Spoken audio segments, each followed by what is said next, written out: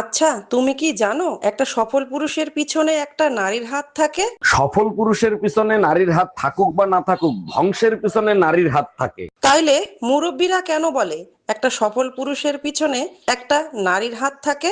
তাইলে শোনো, এক জঙ্গলে বিশাল এক পুকুর ছিল। সেই পুকুর ভরা বড় বড় কুমির ছিল।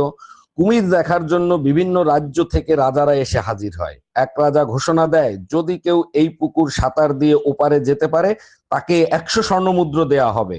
আর যদি তাকে কুমিরে খেয়ে ফেলে তাহলে তার পরিবারকে 500 স্বর্ণমুদ্রা দেয়া হবে। ভয়ে কেউ সামনে আসছে না। হঠাৎ পানির ভিতরে বিকট আওয়াজ, একজন পানিতে ঝাঁপ দিছে। জীবন বাঁচানোর জন্য বিদ্যুৎ গতিতে সাঁতার শুরু করলো। অনেক কষ্টে পুকুর পার করলো। সবাই হাততালি দেয়া শুরু করলো। ওই লোকটা বলল, হাততালি দেয়া বন্ধ করেন, আগে বলেন আমাকে ধাক্কা দিছে কিনা।